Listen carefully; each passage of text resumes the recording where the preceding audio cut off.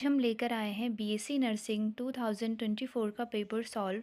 तो आइए देखते हैं। क्वेश्चन नंबर एक प्लेटिनियम के तार का 0 डिग्री सेल्सियस पर प्रतिरोध 100 ओम है। यदि इसका प्रतिरोध ताप गुणांक 0.0045 पर डिग्री सेल्सियस हो तो 60 डिग्री सेल्सियस ताप पर इसका प्रतिरोध क्या होगा। The resistance of a platinum wire is 100 ohm at 0 degree Celsius. If its temperature coefficient of resistance is 0.0045 per degree Celsius, then its resistance at 60 degree Celsius temperature will be option number A 127 ohm, option number B 73 ohm, option number C 370 ohm और option number D 2800 ओम। तो इसका correct answer हो जाएगा option number ए 127 ओम, 127 ओम। इसका correct answer हो जाएगा। आगे बढ़ते हैं। क्वेश्चन नंबर 2, 10 सेंटीमीटर फोकस दूरी तथा 1.5 अपवर्तनांक वाले एक उत्तल लेंस को 1.75 अपवर्तनांक वाले द्रव में डुबोया जाता है। यह व्यवहार करेगा। A convex lens of a focal length 10 centimeter and refractive index 1.5 is dipped in a liquid of refractive index 1.75.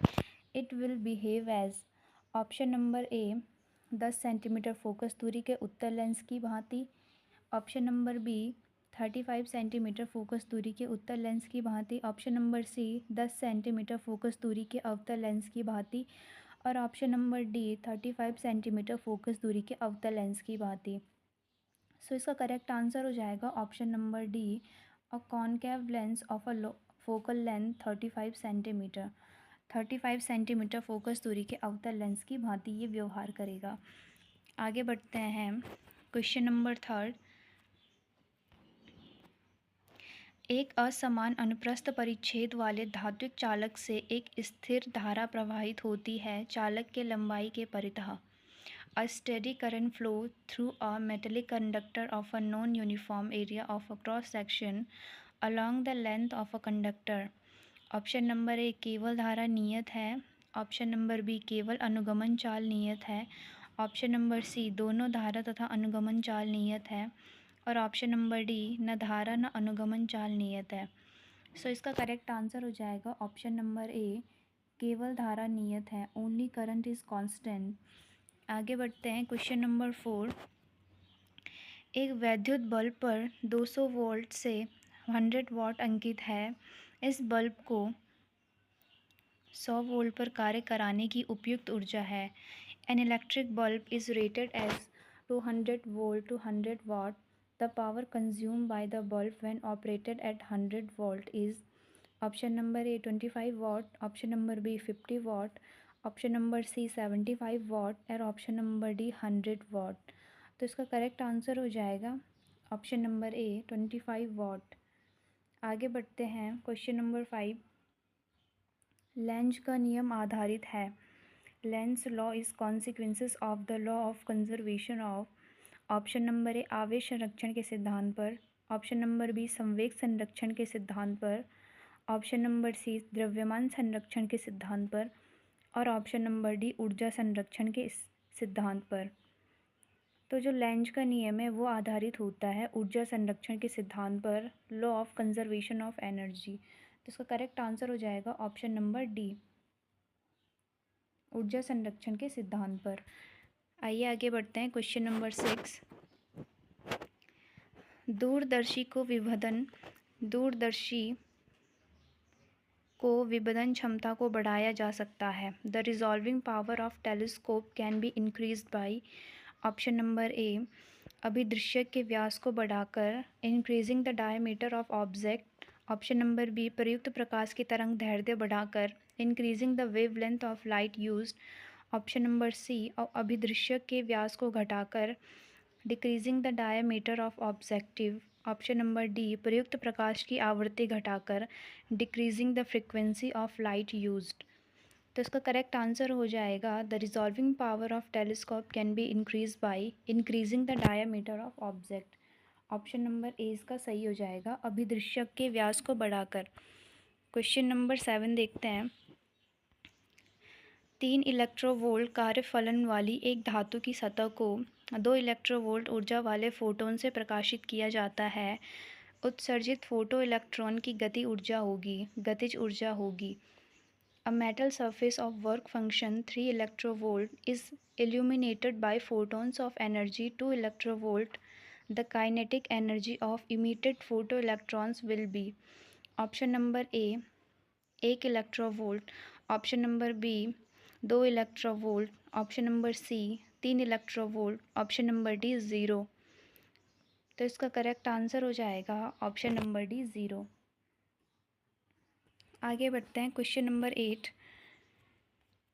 एक धात्विक तार का द्रव्यमान 0 पॉइंट प्लस माइनस से लेकर 0.002 ग्राम, त्रिज्या 0.3 प्लस माइनस 0.001 तथा लंबाई 5 प्लस माइनस 0.02 सेंटीमीटर है। घनत्व को मापने में अधिकतम संभव त्रुटि लगभग होगी। A metal wire has a mass 0.4 plus minus 0.002 gram, radius 2 gram और radius has 0.3 plus minus 0.001 and length 5 plus minus 0.02 centimeter. The maximum possible percentage error in the measurement of density will be nearly be option number A 1.2%, option number B 1.3%, option number C 1.6% और option number D 1.4%। तो इसका correct answer हो जाएगा option number सी 1.6%। इसका correct answer हो जाएगा। आगे बढ़ते हैं क्वेश्चन नंबर 9। यदि परिपथ में धारा मापी जी कोई विक्षेप नहीं दर्शाता है तब आर का मान होगा। If the galvanometer G does not show any deflection in the circuit shown the value of R is given by option number A 200 ohm, option number B 50 ohm, option number C 100 ohm और option number D 400 ओम। तो इसका correct answer हो जाएगा 100 ओम। Option number C सही हो जाएगा 100 ओम। आगे बढ़ते हैं क्वेश्चन नंबर 10। हाइड्रोजन स्पेक्ट्रम में बामर श्रेणी की न्यूनतम तरंग दैर्ध्य लैम्डा है, ब्रैकेट श्रेणी की न्यूनतम तरंग दैर्ध्य है। In hydrogen spectrum the shortest wavelength in the Balmer series is lambda, the shortest wavelength in the Brackett series is option number A 2 lambda, option number B 4 lambda, option number C 9 lambda और option number D 16 lambda. So इसका correct answer हो जाएगा 4 lambda. Option number B सही हो जाएगा 4 lambda. आगे बढ़ते हैं क्वेश्चन नंबर 11। वेंचुरी मापी कार्य करता है। The Venturi meter works on option number A Huygens सिद्धांत पर, ऑप्शन नंबर बी बर्नौली सिद्धांत पर, ऑप्शन नंबर सी समांतर अक्षों के सिद्धांत पर और ऑप्शन नंबर डी लंबवत अक्षों के सिद्धांत पर। तो वेंचुरी जो मीटर होता है वो कार्य करता है बर्नौली प्रिंसिपल पे। सो इसका करेक्ट आंसर हो जाएगा option number B Bernoulli principle, Bernoulli के सिद्धांत पर कार्य करता है। Question number 12। किसी लंबे स्प्रिंग की स्थितिज ऊर्जा U है जब इसे 2 सेंटीमीटर खींचा जाता है। यदि स्प्रिंग को 8 सेंटीमीटर खींचा जाए तो इसमें संचित स्थितिज ऊर्जा होगी। The potential energy of a long spring when stretched by 2 centimetre is U। If the spring is stretched by 8 centimetre, potential energy stored in it will be option number A 2U, option number B 4U, option number C 8U and option number D 16U। तो इसका correct answer हो जाएगा 16U। Option number D सही हो जाएगा 16U। आगे बढ़ते हैं क्वेश्चन नंबर 13। परिपथ जैसा कि चित्र में प्रदर्शित है, हमारे पास कोई परिपथ दिया हुआ है कि परिणामी प्रतिबाधा होगी। The net impedance of a circuit as shown in figure will be option number A 10√2 ohm, option number B 15 ohm, option number C 5√5 ohm और ऑप्शन नंबर डी 25 ओम। तो इसका करेक्ट आंसर हो जाएगा 5√5 ओम। ऑप्शन नंबर सी सही होगा। आगे बढ़ते हैं क्वेश्चन नंबर 14। दिखाए गए चित्रों में लेंसों के संयोजन की तुल्य फोकस दूरी क्या है? सभी लेंस पतले मानकर। In a figure shown here what is the equivalent focal length of the combination of lenses. Assume that all layers are thin. Option number A 40 centimeter. Option number B minus 40 centimeter. Option number C minus 100 centimeter. और option number D minus 50 centimetre. तो इसका correct answer हो जाएगा minus 100 centimetre. Option number C सही हो जाएगा। आगे बढ़ते हैं क्वेश्चन नंबर 15। प्लैटिनम के तार का प्रतिरोध 0 डिग्री सेल्सियस पर 2 ओम तथा 18 डिग्री सेल्सियस पर 6.8 ओम है। तार का प्रतिरोध ताप गुणांक है। The resistance of a platinum wire at 0 degree Celsius is 2 ohm and 6.8 ohm at 80 degree Celsius. The temperature coefficient of resistance of the wire is option number A 3 into 10⁻⁻4 degree Celsius inverse. Option number B 3 into 10⁻³ degree Celsius inverse. Option number C 3 into 10⁻² degree Celsius inverse. और option number D 3 into 10⁻1 degree Celsius inverse. तो इसका correct answer हो जाएगा 3 into 10⁻² degree Celsius inverse. Option number C सही हो जाएगा। आगे बढ़ते हैं क्वेश्चन नंबर 16। केपलर के द्वितीय नियम के अनुसार किसी ग्रह को सूर्य से मिलाने वाली रेखा समान समयांतराल में समान क्षेत्रफल तय करती है। यह किस संरक्षण सिद्धांत पर है? According to Kepler's second law, the line joining the planet to sun sweeps out equal area and equal intervals of time. It is a consequence of law of conservation of. Option number A रेखीय संवेग linear movement. Option number B ऊर्जा energy. Option number C कोणीय संवेग angular momentum. और option number D उपरोक्त सभी all of the above. तो इसका करेक्ट आंसर हो जाएगा कोणीय संवेग एंगुलर मूवमेंट। तो यह एंगुलर मूवमेंट के सिद्धांत पर कार्य करती है। तो क्वेश्चन नंबर 16 का ऑप्शन नंबर सी सही हो जाएगा एंगुलर मोमेंटम या कोणीय संवेग। आगे बढ़ते हैं क्वेश्चन नंबर 17। एक सरल लोलक का आवर्तकाल t है। यदि इसके निलंबन बिंदु का संबंध y=λt² के अनुसार, जहाँ लैम्डा एक नियतांक है, ऊपर गति कराए तो इसका नया आवर्तकाल t1 होगा। ऑप्शन नंबर ए t के समान है। ऑप्शन नंबर बी t के अधिक होगा। ऑप्शन नंबर सी t के कम होगा। और ऑप्शन नंबर डी t अनंत होगा।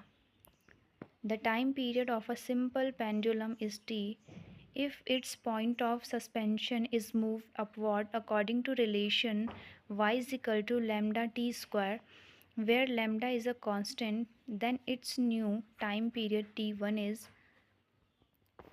equal to t, is greater than t, is less than t और is infinite। तो इसका करेक्ट आंसर होगा, इसका जो नया आवर्तकाल t1 होगा वो t के कम होगा, is less than t। Option number C सही हो जाएगा, t से कम होगा। Question number 18। 200 मीटर गहरी एक झील में एक गेंद को गिरने पर झील की तली में 0.1% आयतन में कमी हो जाती है। गेंद के पदार्थ का आयतन प्रत्यास्थता गुणांक है। A ball falling in a lake of depth 200 meters shows 0.1 degree decreases in its volume at the bottom. The bulk models of the material of the ball is option number A 1.96 into 10 to the power 9 Newton per meter square. Option number B 1.96 into 10 to the power 11 Newton per meter square. Option number C 1.96 into 10 to the power -9 Newton per meter square। और option number D 1.96 into 10 to the power -7 Newton पर metre square. सो इसका correct answer हो जाएगा 1.96 into 10 to the power 9 Newton पर metre square. तो इसका correct answer हो जाएगा option number A 1.96 into 10 to the power 9 Newton पर मीटर स्क्वायर। आगे बढ़ते हैं question number 19।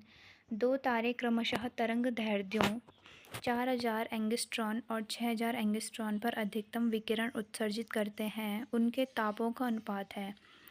To stars emit maximum radiation at wavelength 4000 angstrom and 6000 angstrom respectively. The ratio of their temperatures is option number A 1:2, option number B 2:1, option number C 2:3 और option number D 3:2। सो इसका correct answer हो जाएगा option number D 3:2। जो उनके तापों का अनुपात है, ratio of their temperature is 3:2। आगे बढ़ते हैं क्वेश्चन नंबर 20। किसी माध्यम में ध्वनि तरंगों की चाल निर्भर नहीं करती है। The velocity of sound waves in a medium does not depend on option number ए ताप पर टेम्परेचर, ऑप्शन नंबर बी दाब पर प्रेशर, ऑप्शन नंबर सी आर्द्रता पर ह्यूमिडिटी, ऑप्शन नंबर डी हवा की दिशा पर डायरेक्शन ऑफ एयर पर। तो जो ध्वनि तरंगों की चाल है वो निर्भर नहीं करेगी आर्द्रता पर, ह्यूमिडिटी पर निर्भर नहीं करेगी, बाकी सब पे निर्भर करती है। तो ऑप्शन नंबर सी सही हो जाएगा क्वेश्चन नंबर 20 का, आर्द्रता पर यानी ह्यूमिडिटी पर निर्भर नहीं करेगी। तो ये थे फिजिक्स के 20 क्वेश्चन। अब इसके बाद जो 20 क्वेश्चन होंगे वो होंगे केमिस्ट्री के, तो आइए इनको भी देख लेते हैं। Question number 21। निम्न में से कौन से ऑक्साइड कार्बन द्वारा अपचयित होंगे। यहाँ पे हमारे पास कुछ ऑक्साइड दे रखे हैं और हमें ये बताना है कि इनमें से कौन से ऑक्साइड हैं जो कार्बन द्वारा अपचयित होंगे। तो हमारे पास कौन कौन से ऑक्साइड दे रखे हैं, Al2O,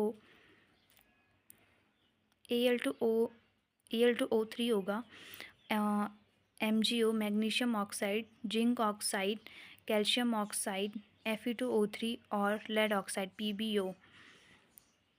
तो इनमें से कार्बन के द्वारा अपचयित होंगे। तो ऑप्शन देख लेते हैं। Option number A Al2O3, PbO और CaO, option number B ZnO, Fe2O3 और PbO, option number C Fe2O3, MgO और Al2O3 और option number D MgO, CaO और Al2O3। तो हमें पता है कि जो Al2O3 है हमारे पास और मैग्नीशियम ऑक्साइड है और कैल्शियम ऑक्साइड है, ये स्ट्रॉन्ग ऑक्सीडाइजिंग एजेंट है, इनको अपचयित नहीं करता है कार्बन, इनको अपचयित नहीं कर पाएगा। इसके अलावा जो भी हैं उनको वो अपचयित कर लेगा।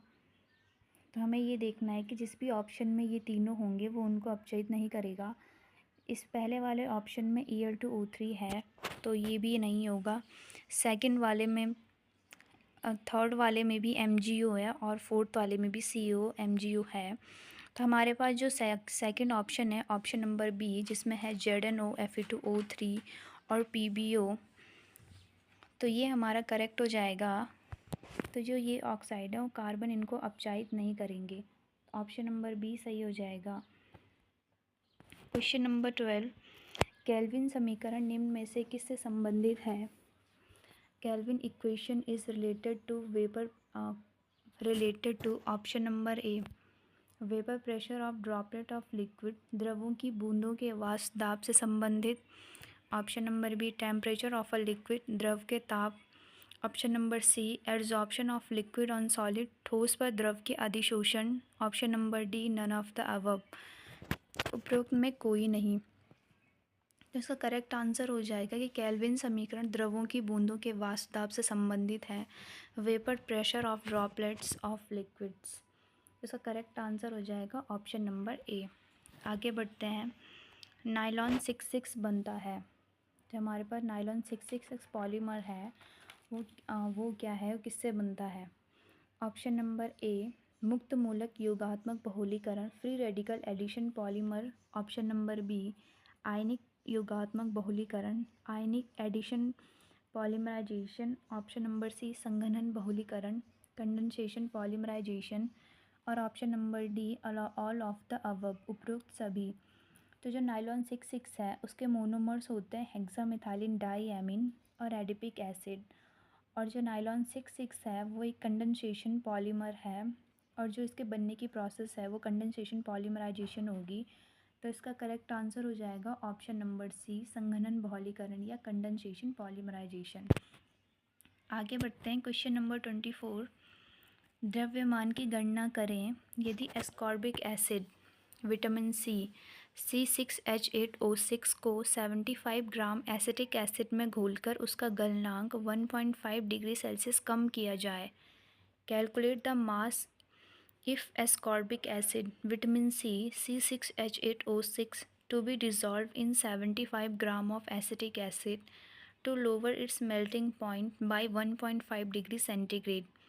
Option number A 5.077 gram, option number B 5.100 gram, option number C 6.405 gram और ऑप्शन नंबर डी 9.450 ग्राम।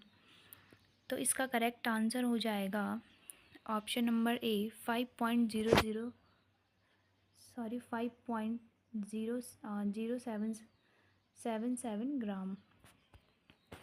आगे बढ़ते हैं, क्वेश्चन नंबर 25। द्रव्यमान के अनुसार 25% घोल के 300 ग्राम और 40% घोल के 400 ग्राम को मिलाकर एक घोल प्राप्त किया जाता है। प्राप्त घोल के द्रव्यमान प्रतिशत की गणना करें। A solution is obtained by mixing 300 gram of 25% solution and 400 gram of 40% solution by mass.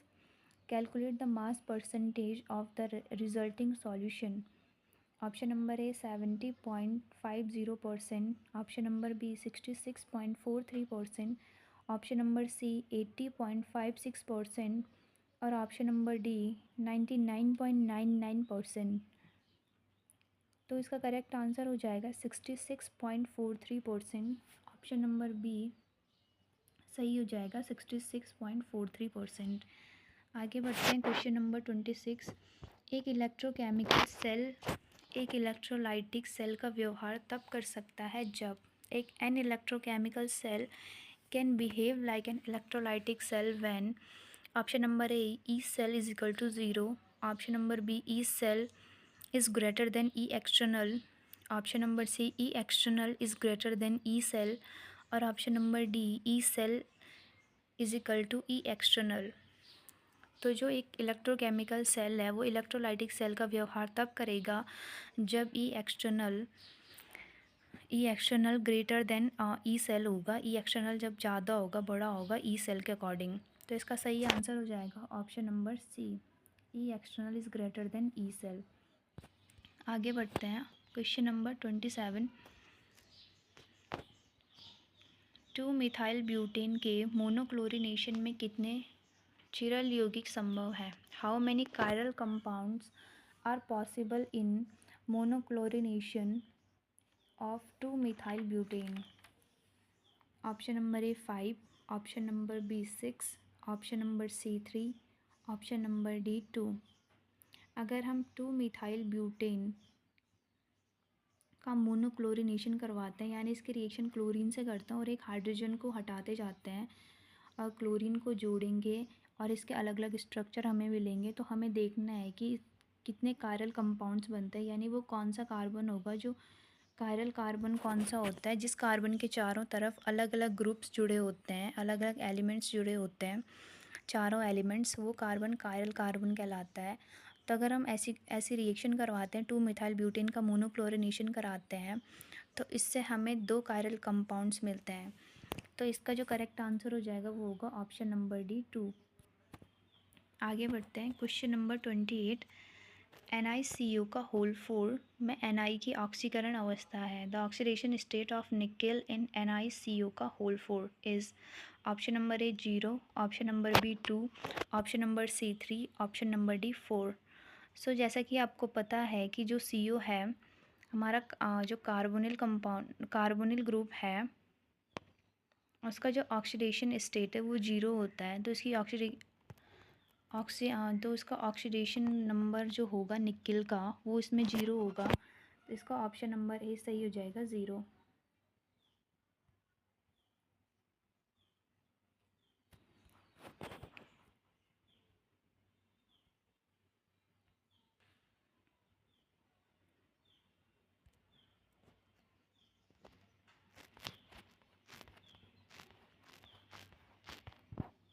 तो आगे हम नेक्स्ट क्वेश्चन देखते हैं। Question number 29। सोडियम हाइड्रोक्साइड की उपस्थिति में एसिटोफेनोन के संघनन द्वारा प्राप्त उत्पाद है। The product obtained by condensation of acetophenone is presence of NaOH। Option number A three hydroxy three methyl one three diphenyl propanone. Option number B three hydroxy three methyl acetophenone. Option number C phorone और option number D mesityl oxide. तो जब हम acetophenone का condensation कराते हैं in presence of NaOH, तो हमारे पास जो उत्पाद प्राप्त होता है वो होता है 3-हाइड्रोक्सी 3-मिथाइल 1,3-डाइफिनाइल प्रोपेनॉन। इसकी रिएक्शन हम अगर करें तो इसकी रिएक्शन होगी, ये हमारे पास एसिटोफिनॉन होगा, इसके हम 2 मॉलिक्यूल ले लेंगे।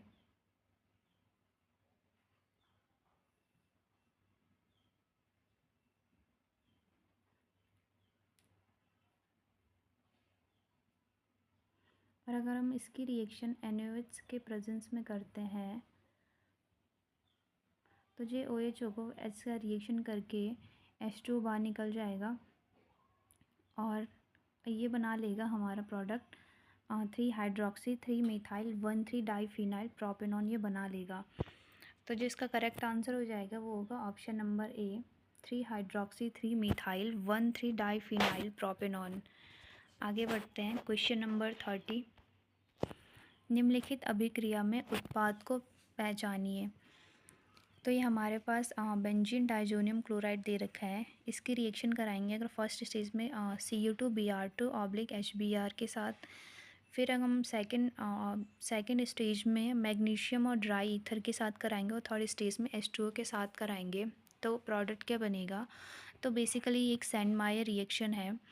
तो अगर हम इसकी रिएक्शन कराएंगे स्टेप वाइज स्टेप तो हम देखेंगे कि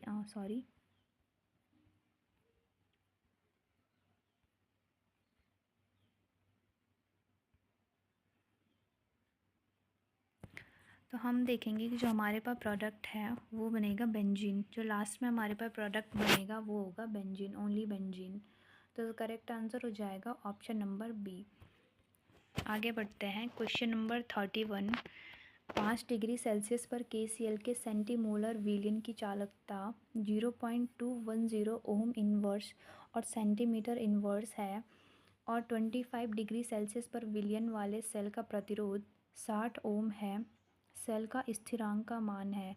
the conductivity of centimolar solution of KCl at 25 degree Celsius is 0.210 ohm inverse centimeter inverse and the resistance of the cell containing the solution at 25 degree Celsius is 60 ohm.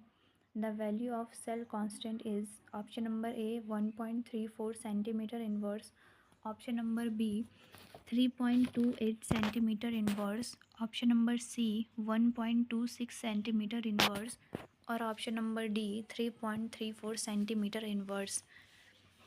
तो जो इसका correct answer हो जाएगा वो होगा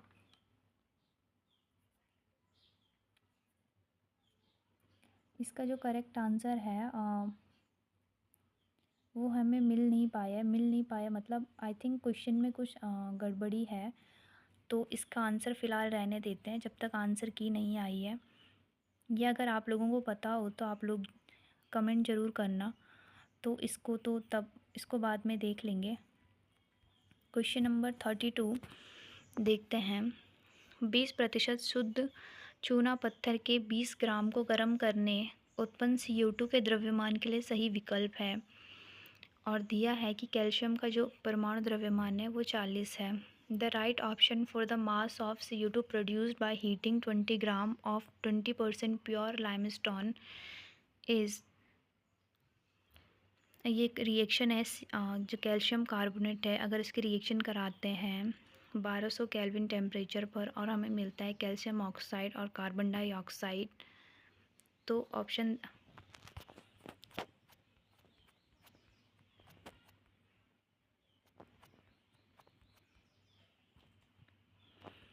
तो इसके option देख लेते हैं। Option number A 1.76 gram, option number B 2.64 gram, option number C 1.32 gram और ऑप्शन नंबर डी 1.12 ग्राम। तो इसका जो करेक्ट आंसर हो जाएगा वो होगा 1.76 ग्राम। ऑप्शन नंबर ए सही हो जाएगा। आगे बढ़ते हैं। Question number 33। दिया गया यौगिक, हमारे पास एक यौगिक दिया है और हमें पहचान करनी कि क्या उदाहरण है, यानी कि इसको बोलते क्या है। Option number A benzylic halide, option number B aryl halide, option number C allylic halide और option number D vinylic halide.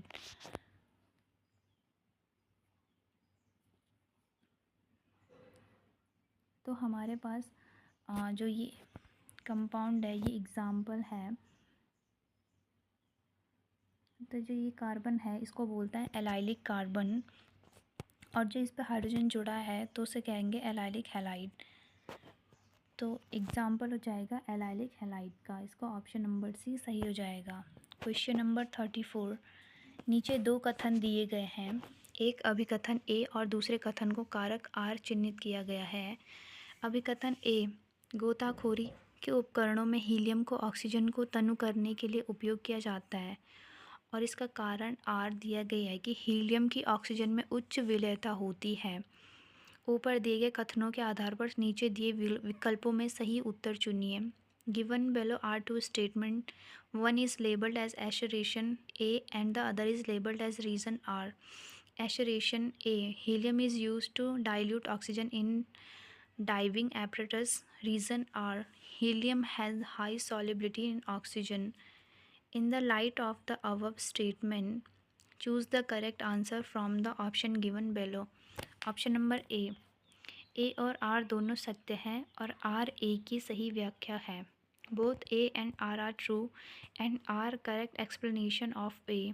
Option number B, A और आर दोनों सत्य हैं और आर ए की सही व्याख्या नहीं करता है।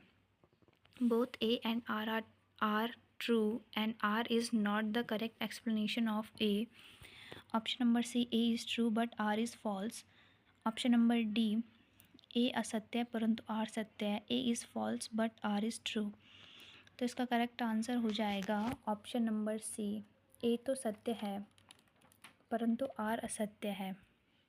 A is true but R is false, जो इसका रीज़न है वो सही नहीं है। गोताखोरी के उपकरणों में हीलियम को ऑक्सीजन को तनु करने के लिए उपयोग किया जाता है, बट हीलियम की ऑक्सीजन में उच्च विलेयता होती है, इसलिए ये उपयोग नहीं किया जाता है। तो इसका सही आंसर हो जाएगा क्वेश्चन नंबर 34 का ऑप्शन नंबर सी। ए तो सही है परंतु आर गलत है। आगे बढ़ते हैं। Question number 35। निम्नलिखित अभिक्रिया पर विचार कीजिए और उत्पाद पी को पहचानिए। हमारे पास एक अभिक्रिया दी हुई है जिसमें हमारे पास एक कंपाउंड दिया गया है जो 3 मिथाइल ब्यूटेन टू ऑल, और इसके रिएक्शन करनी है HBr के साथ और हमें प्रोडक्ट क्या मिलेगा ये हमें बताना है। तो इस रिएक्शन को करा के जो हमें प्रोडक्ट मिलेगा, ऑप्शन नंबर ए CH3C CH3Br CH2CH3, तो हमें ये प्रोडक्ट मिलेगा। इसका हो जाएगा ऑप्शन नंबर ए सही हो जाएगा। Question number 36। निम्न में से किस यौगिक में हाइड्रोजन के ऑक्सीकरण की संख्या का मान -1 है। Option number A SiH4, option number B A3H8। I think ये A3H8 नहीं होगा, यहाँ पे AS होगा, AS3H8। ऑप्शन नंबर सी N3H और ऑप्शन नंबर डी CaH2।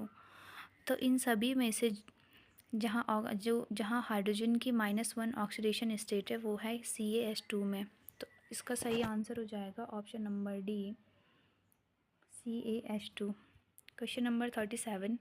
अभिक्रिया, हमारे पास एक रिएक्शन दे रखी है P4 3NaOH + 3H2O is to give 3NaH2PO2 + PS3। निम्न में से किसका एक उदाहरण है। ये रिएक्शन दे रखी है और हमें बताना है कि ये रिएक्शन किसका एग्जाम्पल है। ऑप्शन नंबर ए असमानुपात अभिक्रिया disproportionation reaction, option number B उदासीनीकरण अभिक्रिया, neutralisation reaction. Option number C द्वित अपघटन अभिक्रिया, डबल डिकम्पोजिशन रिएक्शन। और ऑप्शन नंबर डी ताप अपघटन अभिक्रिया। तो ये हमारे पास जो रिएक्शन दे रखी है, ये एग्जाम्पल है एक डिसप्रोपोर्शनेशन रिएक्शन, एक असमानुपात अभिक्रिया का उदाहरण है। तो इसका आंसर हो जाएगा ऑप्शन नंबर ए। आगे बढ़ते हैं क्वेश्चन नंबर 38। 3 विद्युत अपघट्य सेल ए, बी एवं बी, ए, बी और सी, जो क्रमशः ZnSO4, AgNO3 और CuSO4 के विलयन रखते हैं, एक श्रेणी क्रम में जुड़े हुए हैं। इनमें एक 1.5 एम्पियर स्थिर विद्युत धारा प्रवाहित करने पर बी सेल पर 1.45 ग्राम सिल्वर निक्षेपित हो जाता है। कॉपर एवं जिंक की निक्षेपित मात्रा क्या होगी? 3 इलेक्ट्रोलाइटिक सेल्स ए, बी और सी containing solution of ZnSO4, AgNO3 and CuSO4 respectively are connected in series. A steady current of 1.5 amperes was passed through them until 1.45 gram of silver deposited at the cathode of cell B. What mass of copper and zinc were deposited? Option number A, zinc is equal to 0.44 gram, copper is equal to 63.5 gram. Option number B, zinc is equal to 65.4 gram, copper is equal to 63.5 gram. Option number C, zinc is equal to 0.44 gram और copper is equal to 0.427 gram. और option number D, zinc is equal to 1.45 gram और copper is equal to 1.45 gram. तो इसका सही answer हो जाएगा zinc is equal to 0.44 gram और copper is equal to 0.427 gram. इसका ऑप्शन नंबर सी सही हो जाएगा। आगे बढ़ते हैं क्वेश्चन नंबर 39। H2O, HF और NH3 के क्वथनांकों के घटते मान का सही क्रम है। The correct decreasing order of the boiling point of compound H2O, HF and NH3 is option number A, HF is greater than H2O and H2O is greater than NH3. Option number B, H2O is greater than HF and HF is greater than NH3. Option number C, NH3 is greater than HF and HF is greater than H2O. और option number D, NH3 is greater than H2O and H2O is greater than HF। तो इनका जो घटने का सही मान है, यानी कि सबसे ज़्यादा पहले किसका होगा फिर उसके बाद किसका होगा, जो बॉइलिंग पॉइंट है। तो इसमें सबसे ज़्यादा जो बॉइलिंग पॉइंट होगा वो होगा H2O का, उसके बाद होगा HF का और उसके बाद होगा NH3 अमोनिया का। तो इसका जो करेक्ट आंसर हो जाएगा वो होगा ऑप्शन नंबर बी। आगे बढ़ते हैं। एसिटिक एसिड यदि 1.3% विघटित हुआ है तब इसे N/10 विलियन का pH क्या होगा? Acetic acid dissociated 1.3%. What will be the pH of N/10 solution of the acid? Option number A, 2.886. Option number B, 2.066. Option number C, 1.300 और ऑप्शन नंबर डी 2.086। तो इसका करेक्ट आंसर हो जाएगा 2.886। इसका ऑप्शन नंबर ए सही हो जाएगा, 2.886। Question number 41। तो जो यहाँ 40 तक क्वेश्चन थे वो थे केमिस्ट्री के क्वेश्चन 21 to 40 तक। अब इसके बाद जो 20 क्वेश्चन होंगे वो बायो के होंगे। तो क्वेश्चन नंबर 41, अग्न्याशयी रस में नहीं पाए जाने वाले एंजाइम है। Enzyme not found in pancreatic juice is option number A trypsin, option number B lipase, option number C nucleus और ऑप्शन नंबर डी न्यूक्लियोटाइडेज। तो जो पैनक्रियाटिक जूस में नहीं पाए जाते हैं, ट्रिप्सिन तो पाया जाता है, लाइपेज भी पाया जाता है और न्यूक्लियस भी पाया जाता है, बट न्यूक्लियोटाइडेज नहीं होता है, न्यूक्लियोटाइडेज नहीं पाया जाता है। तो इसका करेक्ट आंसर हो जाएगा ऑप्शन नंबर डी न्यूक्लियोटाइडेज। आगे बढ़ते हैं क्वेश्चन नंबर 42। तंत्रिका आवेग के पारित होने के दौरान during the passage of nerve impulse, option number A Na positive axoplasm में प्रवेश करते हैं। Na positive moves into axoplasm option number B Na positive axoplasm से बाहर निकलते हैं, Na positive moves out of axoplasm. Option number C K positive potassium positive axoplasm में प्रवेश करते हैं, के पॉजिटिव मूव्स इनटू एक्सोप्लाज्म। और option number D calcium positive axoplasm में प्रवेश करते हैं। तो इसका जो करेक्ट आंसर वो होगा Na positive moves into axoplasm, Na positive axoplasm में प्रवेश करते हैं। सो क्वेश्चन नंबर 42 का सही आंसर हो जाएगा ऑप्शन नंबर ए। आगे बढ़ते हैं, क्वेश्चन नंबर 43। ऑस्कुलम किस में पाया जाता है? Osculum is found in option number A starfish, option number B hydra, option number C ray fish और ऑप्शन नंबर डी स्पंज। तो जो ऑस्कुलम पाया जाता है वो पाया जाता है स्पॉन्ज में, तो इसका करेक्ट आंसर हो जाएगा ऑप्शन नंबर डी स्पॉन्ज। आगे बढ़ते हैं, क्वेश्चन नंबर 44। डीएनए प्रतिकृत होता है, DNA replicates. Option number A प्रत्येक कोशिका चक्र में केवल एक बार, only once in each cell cycle. Option number D B twice in each cell cycle, प्रत्येक कोशिका चक्र में 2 बार। ऑप्शन नंबर सी एक बार समसूत्री कोशिका चक्र में और एक बार अर्धसूत्री विभाजन फर्स्ट में, once in mitotic cell cycle and once in meiotic first. और ऑप्शन नंबर डी एक बार अर्धसूत्री विभाजन कोशिका चक्र में, once in meiotic cell cycle. तो जो डीएनए रेप्लिकेट होता है वो सेल साइकिल में एक ही बार होता है, एस फेज़ में होता है। तो इसका जो करेक्ट आंसर होगा वो होगा प्रत्येक कोशिका चक्र में केवल एक बार और वो भी एस फेज़ में। आगे बढ़ते हैं, क्वेश्चन नंबर 45। शैवाल ब्लूम द्वारा जल को एक विशिष्ट रंग प्रदान करने का कारण क्या है? ऑप्शन नंबर ए उनके वर्णक, ऑप्शन नंबर बी रंगीन पदार्थों का उत्सर्जन, ऑप्शन नंबर सी शैवाल के क्षरक के कारण रंगीन रसायनों का निर्माण, ऑप्शन नंबर डी शैवाल की कोशिका भित्ति द्वारा प्रकाश का अवशोषण। Algal blooms impart a distinct color to water due to option number A their pigments, option number B excretion of colored substances, option number C formation of colored chemical due to degradation of algae और option number D a absorption of light by algal cell wall। तो जो शैवाल Bloom होते हैं वो क्या होते हैं? Algal Bloom. पानी में जब हरे रंग की परत जो ज़्यादा जम जाती है तो उसे एल्गल ब्लूम्स कहते हैं और इसका कारण है उनके पिगमेंट्स, जो उनके वर्णक होते हैं, इसके कारण ही विशिष्ट रंग प्रदान करते हैं जल को। तो इसका करेक्ट आंसर हो जाएगा option number A their pigments, उनके वर्णक। आगे बढ़ते हैं, क्वेश्चन नंबर 46। मरुद्भिद पादपों में परिणाम इसका रूपांतरण है। In xerophytic plants phyllode is a modification of option number A स्तंभ स्टेम, ऑप्शन नंबर बी पर्न लीफ, ऑप्शन नंबर सी मूल रूट और ऑप्शन नंबर डी बर्ड कलिका। तो जो ज़ीरोफाइटिक प्लांट्स हमारे होते हैं जैसे नागफनी हो गया, तो जो इसमें परिणाम होता है इसका जो रूपांतरण होता है वो होता है स्तंभ स्टेम। तो इसका करेक्ट आंसर हो जाएगा ऑप्शन नंबर ए स्टेम।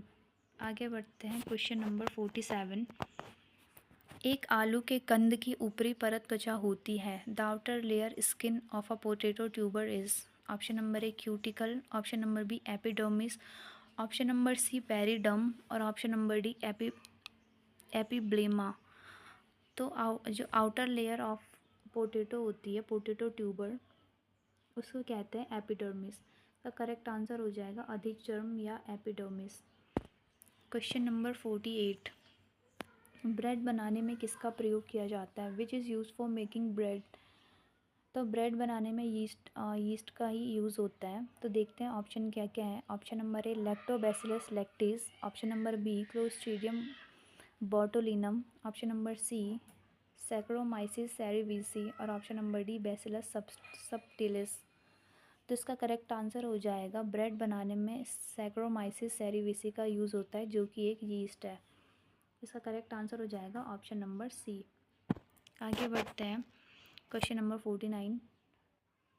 फ्यूनेरिया में कौन सी अगुणित संरचना है? Which one is haploid structure in Funaria? Option number A protonema, option number B capsule, option number C columella और ऑप्शन नंबर डी सीटा।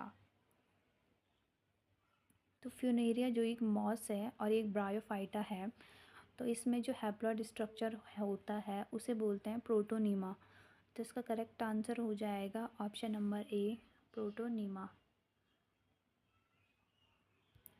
आगे बढ़ते हैं, क्वेश्चन नंबर 50। साइकस की प्रवलाभमूल में इसकी कॉलोनी पाई जाती है। Coralloid root of Cycas contain colony of option number A Chlorella, option number B Aulosira, option number C Anabaena और ऑप्शन नंबर डी ऑसिलिटोरिया। तो जो साइकस की कॉलोनी में कोरलॉइड रूट होती है उसे क्या कहते हैं? Coralloid root Cycas contain colony of. तो इसका जो करेक्ट आंसर होगा, इसमें भी कंफ्यूजन है, इसका करेक्ट आंसर सी और डी दोनों हो सकते हैं।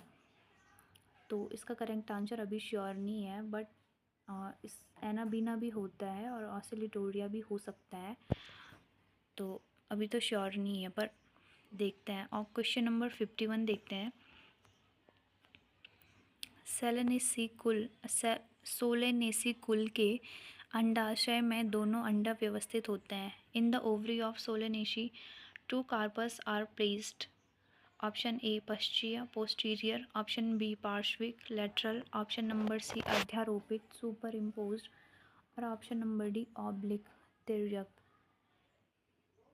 तो जो सोलेनेसी कुल है, इसमें आलू भी आता है। इसके अंडाशय में जो दोनों अंडे व्यवस्थित होते हैं वो होते हैं पोस्टीरियर साइड पे। तो इसका आंसर हो जाएगा ऑप्शन नंबर ए पोस्टीरियर पश्चीय। आगे बढ़ते हैं, क्वेश्चन नंबर 52। प्रकाश संश्लेषण में कौन सी प्रकाश रेंज सबसे अधिक प्रभावी होती है? Which light range is most effective in photosynthesis? Option number A blue, option number B green, option number C लाल और ऑप्शन नंबर डी बैंगनी। तो आपने विबग्योर पढ़ा होगा, तो इसमें जो सबसे अधिक प्रभावी लाइट होती है वो होती है रेड। तो फोटोसिंथेसिस में भी जो सबसे अधिक रेंज वाली लाइट होती है वो होती है रेड, और जो सबसे कम वाली होती है वो होती है ग्रीन। तो इसका आंसर हो जाएगा रेड, ऑप्शन नंबर सी। आगे बढ़ते हैं, क्वेश्चन नंबर 53। गन्ने के शर्करा उत्पाद बढ़ाने के लिए उन पर छिड़कते हैं। In sugar canes production of sugar can be increase by spraying with option number A IAA indolic acetic acid, option number B gibberellin, option number C cytokinin और ऑप्शन नंबर डी इथाइलिन। तो जो गन्ना है उसमें अगर हम शर्करा का उत्पादन ज़्यादा बढ़ाना चाहते हैं तो उसके लिए हमें उस पर जिब्रेलिन छिड़कना पड़ेगा। तो इसका करेक्ट आंसर हो जाएगा option number B gibberellin hormone. आगे बढ़ते हैं, क्वेश्चन नंबर 54। लुप्त प्राय प्रजातियों के लिए पूर्व स्थानीय संरक्षण विधियों में से एक है। One of the ex situ conservation method for endangered species is option number A वन्य जीव अभ्यारण्य wildlife sanctuaries, option number B biosphere reserve, option number C cryopreservation और option number D national park. तो हमें पता है कि ex situ conservation करना होगा, तो हमें उनका जो प्राकृतिक स्थान है किसी भी जीव का, उसको वहाँ से ले जाकर किसी अन्य स्थान पर ले जाना होगा, संरक्षण करना होगा। इसे ex situ कहते हैं। और in situ में होता है कि उसी स्थान पर उनका संरक्षण करना, किसी भी जीव का उनके ही प्राकृतिक स्थान पर संरक्षण करना। तो वन्य जीव जो अभ्यारण्य है वो तो in situ में आता है, और बायोस्फीयर रिजर्व वो भी in situ में आता है, और राष्ट्रीय उद्यान नेशनल पार्क वो भी in situ कंजर्वेशन में ही आता है।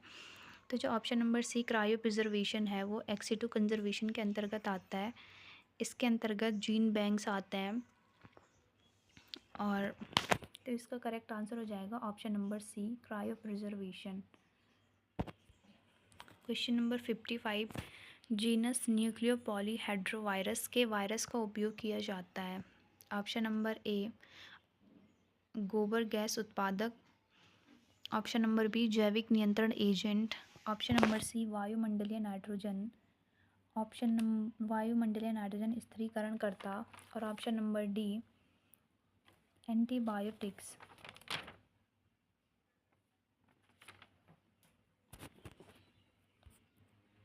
तो जो virus of genus nucleopolyhedrovirus are employed as, इनका उपयोग किया जाता है जैविक नियंत्रण एजेंट के रूप में, बायोलॉजिकल कंट्रोल एजेंट्स के रूप में। तो क्वेश्चन नंबर 55 का जो राइट आंसर हो जाएगा वो होगा option number B, biological control agents.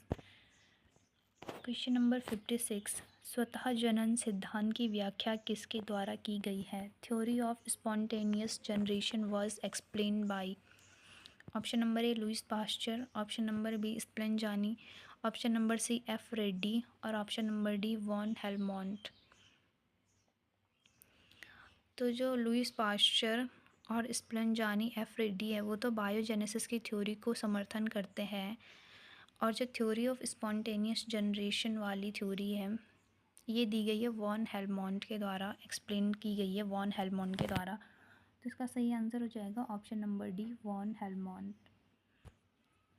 आगे बढ़ते हैं, क्वेश्चन नंबर 57, लैमार्क का उपार्जित लक्षणों की वंशागति सिद्धांत इस पुस्तक में प्रकाशित हुआ था।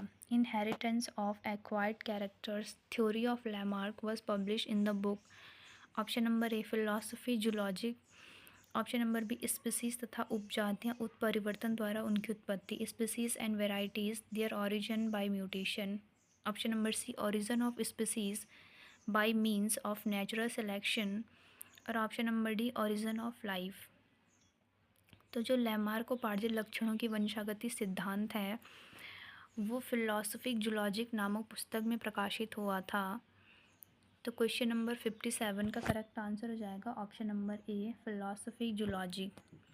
और जो प्राकृतिक वर्ण द्वारा जातियों की उत्पत्ति है, ओरिजिन ऑफ स्पीसीज है, वो है डार्विन की पुस्तक।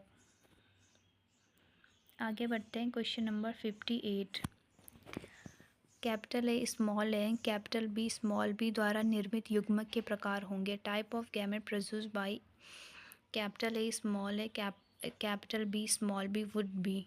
Option number A 1, option number B 2, option number C 3 और ऑप्शन नंबर डी 4।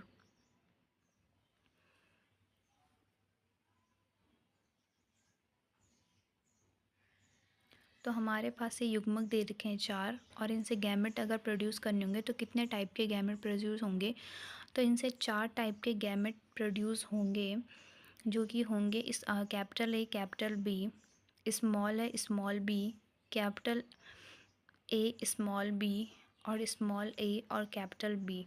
तो इसका करेक्ट आंसर हो जाएगा option number D 4। Question number 59, एक एकल अप्रभावी लक्षण प्रारूपी प्रभाव उत्पन्न करेगा जब यह होता है। A single recessive allele will produce its phenotypic effect when it occurs on.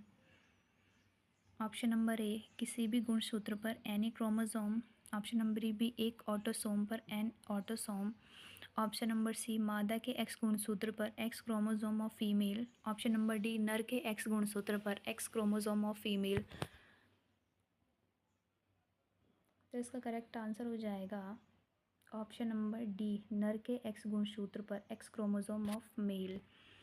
आगे बढ़ते हैं, क्वेश्चन नंबर 60, परक नली शिशुओं के उत्पादन की तकनीक में in the technique of production of test tube babies. Option number A निषेचन बाह्य एवं भ्रूण निर्माण आंतरिक होता है, ऑप्शन नंबर बी निषेचन आंतरिक एवं भ्रूण निर्माण बाह्य होता है, ऑप्शन नंबर सी निषेचन एवं भ्रूण निर्माण दोनों बाह्य होता है और ऑप्शन नंबर डी निषेचन भ्रूण निर्माण दोनों आंतरिक होता है। तो जो टेस्ट ट्यूब बेबीज़ है उसमें फर्टिलाइजेशन तो एक्सटर्नल होता है और फीटस फॉर्मेशन इंटरनल होता है। फर्टिलाइजेशन तो टेस्ट ट्यूब में होता है और जो भ्रूण का निर्माण है वो फीमेल के यूट्रस में होता है, तो फीटस फॉर्मेशन इज़ इंटरनल होता है। तो इसका करेक्ट आंसर हो जाएगा वो होगा fertilization is external and fetus formation is internal. Option number A सही हो जाएगा। तो ये थे 20 क्वेश्चन बायोलॉजी के। अब आगे जो 20 क्वेश्चन है वो है नर्सिंग एप्टीट्यूड के question number 61 to 80।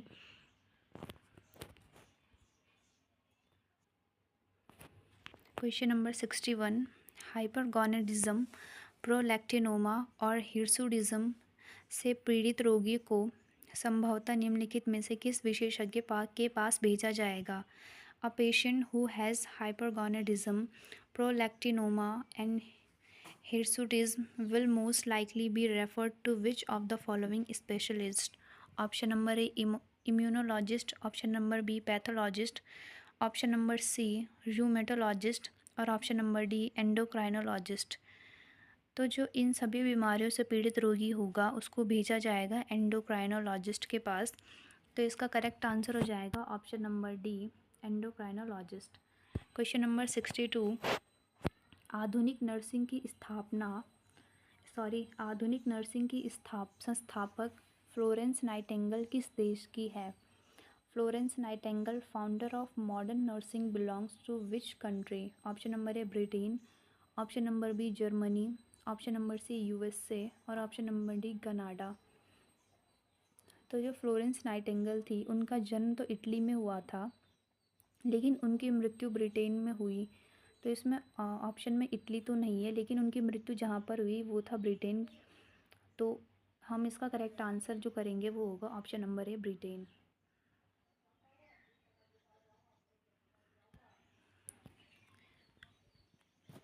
Question number 63, भारतीय नर्सिंग परिषद अधिनियम किस वर्ष में पारित किया गया? Indian Nursing Council Act was passed in which year? Option number A, 1950। Option number B, 1947। Option number C, 1949। और ऑप्शन नंबर डी, 1951। तो भारतीय नर्सिंग परिषद की स्थापना तो 1949 में होती है, लेकिन जो एक्ट है वो पास होता है 1947 में। तो हमें यही पूछा गया है कि इंडियन नर्सिंग काउंसिल एक्ट कब पास हुआ था? तो ये हुआ था 1947 में। तो इसका करेक्ट आंसर हो जाएगा 1947। आगे बढ़ते हैं। क्वेश्चन नंबर 64, कोविड-19 के प्रेरक कारक किस वर्ग के हैं? द कॉजेटिव एजेंट ऑफ कोविड-19 belong to which class? Option number A, bacteria. Option number B, fungi. Option number C, virus. और ऑप्शन नंबर डी, प्रोटोजोआ। तो जो कोविड-19 का प्रेरक कारक है, यानी कोविड-19 किसके द्वारा होता है? तो बैक्टीरिया के द्वारा तो नहीं, फंगी के द्वारा भी नहीं, और प्रोटोजोआ के द्वारा भी नहीं। ये हुआ था वायरस के द्वारा। तो इसका करेक्ट आंसर हो जाएगा option number C, virus. Question number 65, RTPCR का पूर्ण रूप क्या है? Full form of RTPCR. Option number A, reverse transcription polymerase chain reaction. Option number B, reverse transcription polymerase COVID reaction. Option number C, regular test protein chain reaction. Option number D, regular transcription protein chain reaction. तो जो RTPCR उसकी full form होती है reverse transcription polymerase chain reaction. इसका correct answer हो जाएगा option number A, reverse transcription polymerase chain reaction. आगे बढ़ते हैं। क्वेश्चन नंबर 66, यदि आप 108 और 102 डायल करते हैं तो आपको कनेक्ट कर दिया जाएगा। इफ़ यू डायल 108 और 102 you will be connected to option number A, police. Option number B, fire. Option number C, women helpline. और option number D, ambulance service. तो अगर हम 108 और 102 डायल करते हैं तो हमें कनेक्ट कर दिया जाएगा एम्बुलेंस सर्विस से। तो इसका करेक्ट आंसर हो जाएगा option number D, ambulance service. Question number 67, भारतीय नर्सिंग परिषद का मुख्यालय कहाँ स्थित है? Indian Nursing Council headquarter is located in option number A, Delhi. Option number B, Mumbai. Option number C, Dehradun. Option number D, Bhopal. तो जो नर्सिंग काउंसिल है इसका जो हेडक्वार्टर है वो दिल्ली में स्थित है। तो इसका करेक्ट आंसर हो जाएगा ऑप्शन नंबर ए, दिल्ली। आगे बढ़ते हैं। Question number 68, Ayushman Bharat card प्रति परिवार प्रति वर्ष का स्वास्थ्य कवरेज प्रदान करता है। Ayushman Bharat card offers health coverage of per year per family. Option number A, 5 lakh रुपए। ऑप्शन नंबर बी, 10 लाख रुपए। ऑप्शन नंबर सी, 1 लाख रुपए। और ऑप्शन नंबर डी, 20 लाख रुपए। तो आयुष्मान भारत कार्ड के अंतर्गत 5 लाख रुपए का स्वास्थ्य कवरेज दिया जाता है पर फैमिली को पर ईयर। तो इसका करेक्ट आंसर हो जाएगा 5 लाख रुपए, 5 लाख रुपीज़ क्वेश्चन नंबर 69, निम्नलिखित में से कौन सा एक पेशेवर नर्स का कर्तव्य नहीं है? Which of the following is not the duty of a professional nurse? Option number A, दवा लिखना या निदान करना, प्रिस्क्राइब मेडिकेशन और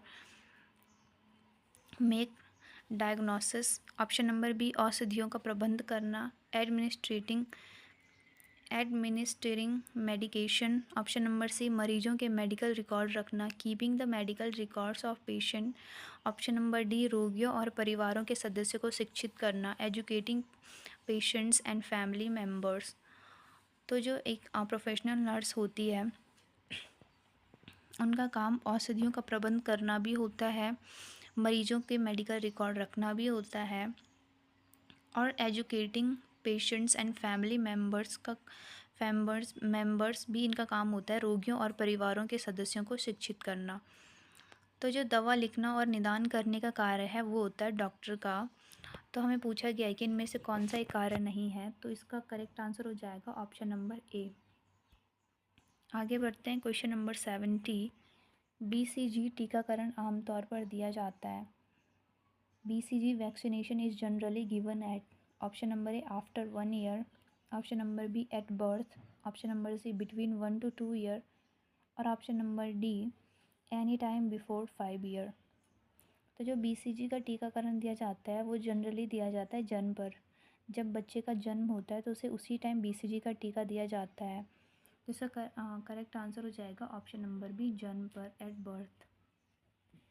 आगे बढ़ते हैं, क्वेश्चन नंबर 71, CPR का मतलब है। CPR means, option number A, cardiopulmonary resuscitation.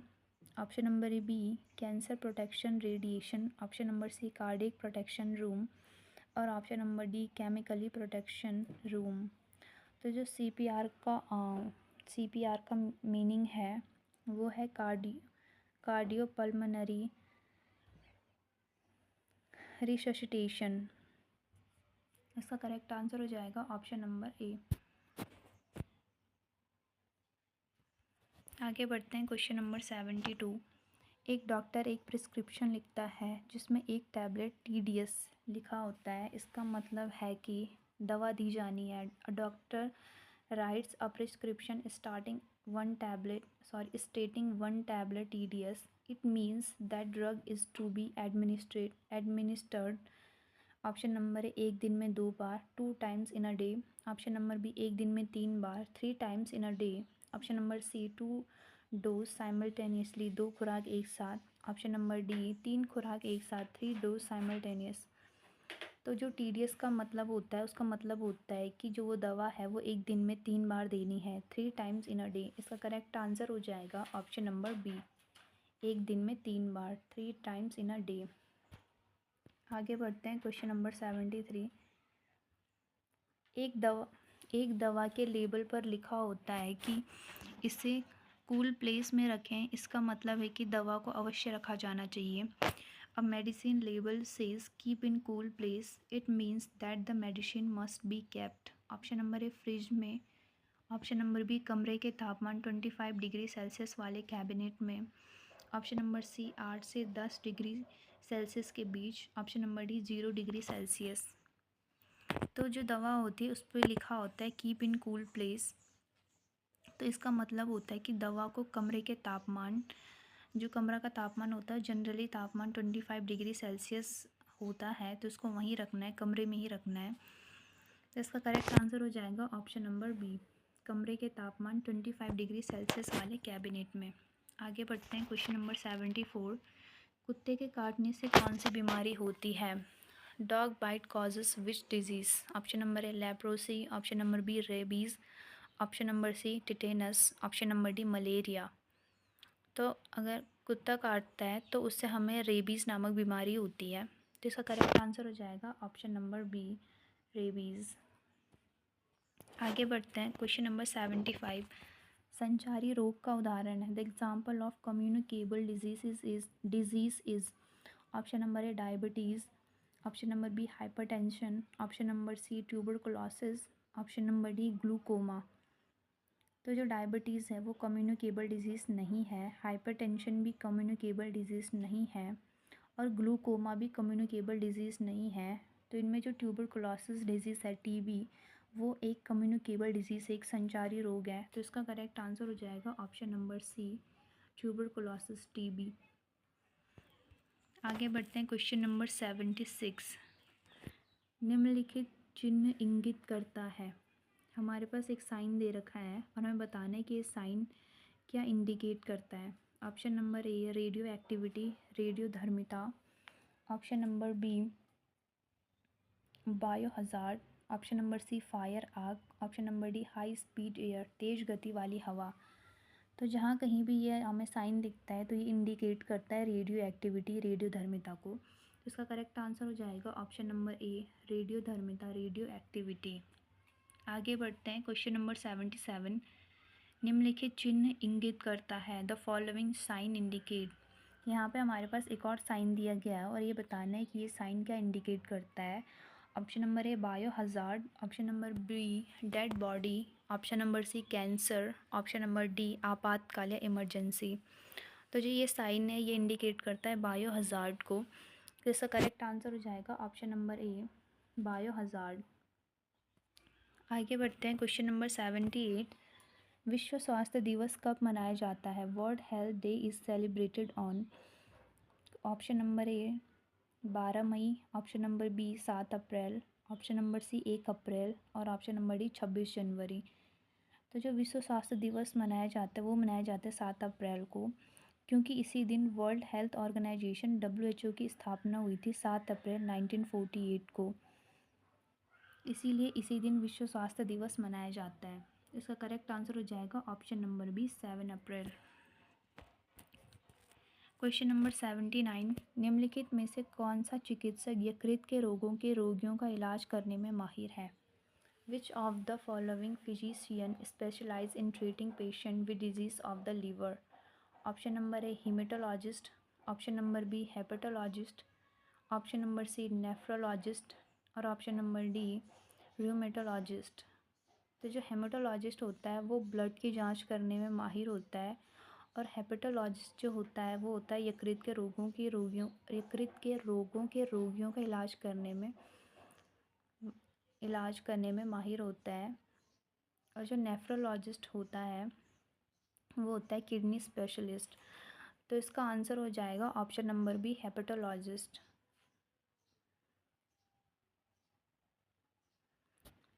आगे बढ़ते हैं, क्वेश्चन नंबर 80।